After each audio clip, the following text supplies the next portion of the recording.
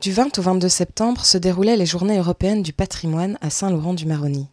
L'occasion pour un petit groupe de suivre Erwin Londo, gardien de musée et agriculteur, qui leur avait exceptionnellement ouvert les portes de son abatis familial. Je viens d'arriver en Guyane et je ne savais pas ce qu'était un abatis, donc c'est une bonne occasion et en plus c'est en petit comité, donc c'est assez agréable. On ne fait pas la queue et on n'est pas à 70 000 les uns derrière les autres à écouter quelqu'un.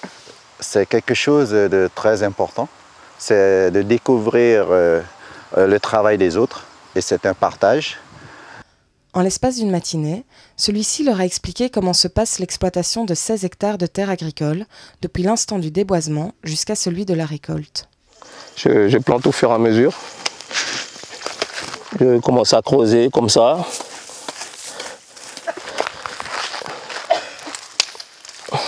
C'est comme ça.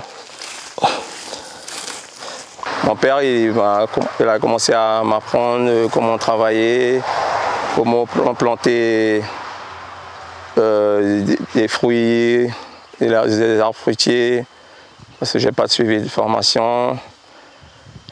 Et puis moi, ce que j'ai fait par la suite, j'ai commencé à apprendre au fur et à mesure. L'agriculture, c'est notre force, qui fait qu'on est venu tranquillement s'installer, puis on a commencé au fur et à mesure à déboiser. Puis ça m'a beaucoup appris comment faire du couac, comment planter manioc. S'il existe différents types d'abatis en Guyane, la construction d'aucun ne s'improvise. Il s'agit avant tout d'un mode de vie à part entière qui exige un grand nombre de connaissances transmises de génération en génération. Les abatis sont différenciés aujourd'hui en Guyane. Il y a des abatis créoles, il y a des abatis métropolitains qui sont aménagés comme des jardins. Par contre là, nous avons visité un abatis qui est fait sur brûlis. C'est pour cela que les différentes plantes sont plantées un peu selon les différentes surfaces, où ça pousse mieux. C'est ça le principe de l'abatis sur brûlis. Par exemple,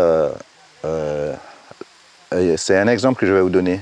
Les feuilles, les plants de wassaï, on ne va pas les planter plus souvent sur la terre ferme.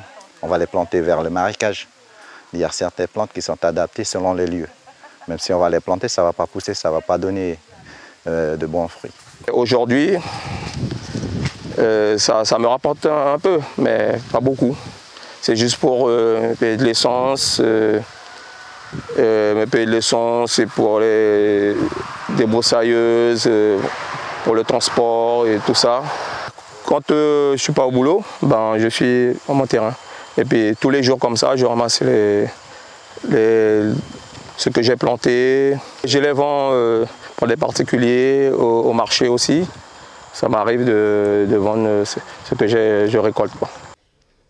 Que la production finale soit presque entièrement destinée à la vente, ou qu'elle ne soit qu'un moyen de subvenir aux besoins d'une famille, la culture de l'abatis contribue à préserver les savoirs ancestraux des peuples la cultivant et permet la création d'une microéconomie alternative à celle des grandes surfaces.